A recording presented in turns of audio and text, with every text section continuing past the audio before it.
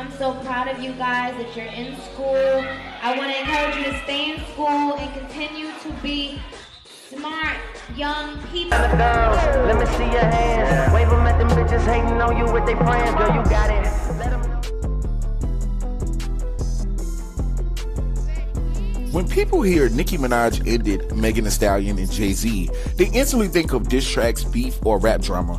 But this conversation has nothing to do with music and everything to do with political power. Now, in today's entertainment world, political power means access, leverage, and independence.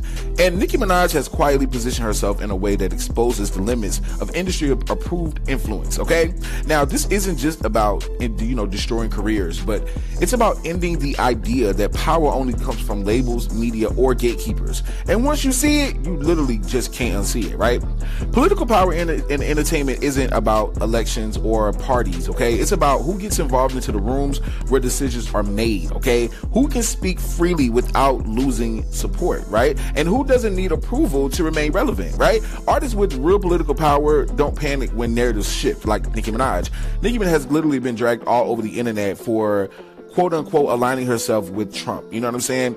A flyer came out about Nicki Minaj going to a Trump summit, and the first thing that they did was try to attack Nicki Minaj and say that, oh, Nicki's going to a Trump.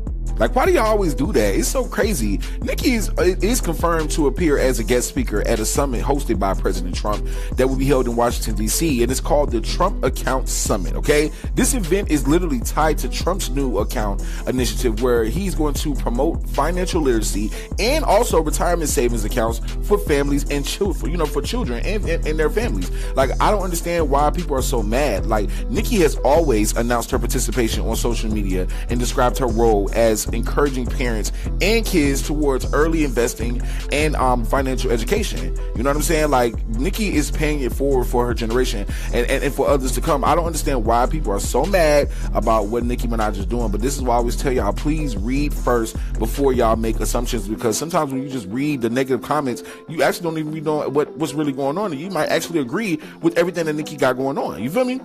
Like, Nicki Minaj now operates outside the traditional entertainment hierarchy. You feel me? Like, she doesn't rely on award shows. You won't never see Nicki at the award shows like that. Why? Because they don't even they nominate Nicki Minaj. Nicki Minaj had one of the biggest female rap albums this decade, and guess what? They didn't even nominate her at all. You know what I'm saying? And the media, of course, know that Nicki Minaj is the queen of rap, but they don't really praise her like that. The Republicans and everybody over there, they have been acknowledging Nicki Minaj for exactly who she is, and I think that's amazing, right?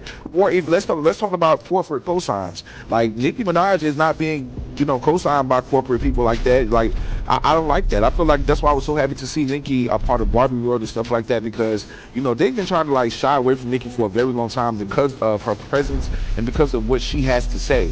And that's really sad. But Nicki continues to sell out tours, dominate online sports, and maintain one of the most loyal fan bases in music history, okay?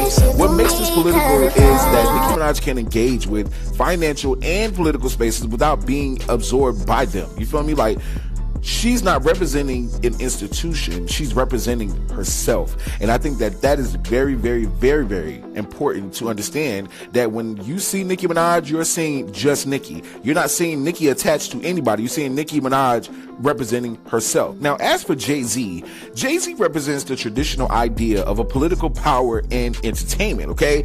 He now has corporate alliances like in the NFL. He has these boardroom seats. He has institutional authority. You know what I'm saying? For years, being connected to Jay-Z meant protection and prestige. But the cultural landscape has changed at this point, okay? Today's artists with direct-to-consumer power can bypass gatekeepers entirely, okay? And in my opinion, I don't feel like Nicki Minaj needs the industry's critiques or criticism, because she's been able to maintain relevance, and that challenges the dominance of old power structures like Jay-Z. You know what I'm saying? Jay-Z has came in and infiltrated, in my opinion. I feel like he moves behind Beyonce. He isn't able to go on tour by himself. He isn't able to drop music by himself. He is not the mogul that he really thinks he is. You know what I'm saying? And I feel like he's also has messed up the how we looked at the NFL, because now if you look at Cardi B and you look at Stephon Diggs and you look at all of this stuff that happened last year with him and Nicki Minaj, you don't think that this is kind of like some type of vendetta or get back? You know what I'm saying? Especially when you know that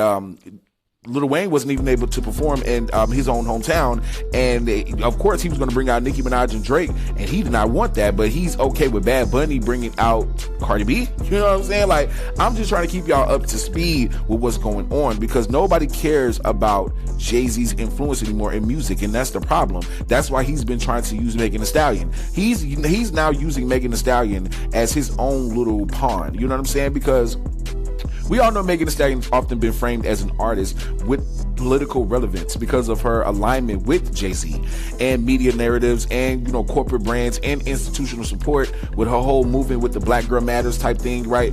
But there's a difference between symbolic power and structural power, okay? Symbolic power looks loud, okay? That's magazine covers, viral praises, award moments where they're, you know, her and Beyonce, him and Beyonce's giving her, you know, Grammy awards and stuff like that. But then the structural power is very quiet. You understand what I'm saying? And that has longevity, independence, and immunity from cancellation, because it doesn't matter what Nicki Minaj does. I don't care if she's aligned with President Trump, whoever.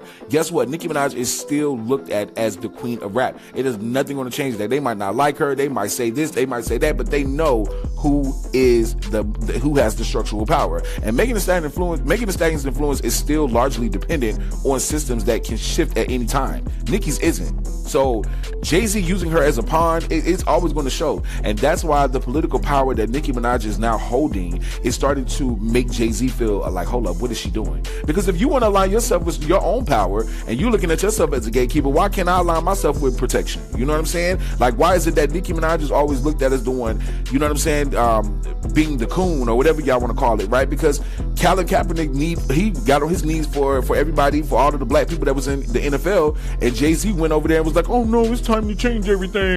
Boy, get out of here. You know what I'm saying? Like, it really bothers me how they move. But when Nicki thrives independently and quietly, you know what I'm saying, it dismantles two long-standing myths, okay? One, that the industry approval equals power, okay? Because it doesn't, okay? That you having the industry on your side and everybody looking at you as this person, you still can't go on tour. You're still not going to drop a song that everybody's going to listen to unless DJ Khaled or somebody is connected to it, okay? Number two, the gatekeepers control the cultural relevance. Do you think that Jay-Z can stop people from loving Nicki Minaj? You think Jay-Z is going to tell everybody to stop listening to Nicki Minaj and they're like, we're going to listen? Like, come on now. Nicki didn't end individuals, okay? She ended a systematic narrative. And to me, that's, you know what I'm saying, that's far more impactful, okay? It forces people to release who actually holds their influence in modern culture, okay? Leave Jay-Z where he belongs, in the trash. Thank you. And what y'all need to know is that Nicki Minaj's political power doesn't come from institutions and Rock Nation and all of those people. It comes from ownership and independence and audience loyalty. You feel what I'm saying? And in a world where influence is increasingly decentralized, that kind of power is unmatched, okay? It's just my opinion. So I want to know what you guys think about the video. Drop your comments. Do you think that independent artists now hold more political influence than the industry-backed ones? Or do you think that it's the other way around? Do you think that Jay-Z is gatekeeping and trying to be the only rap mogul in the industry? Let me know in the comments. This is August with the Shade, where we analyze power, not just headlines. Bye, Shady Gang.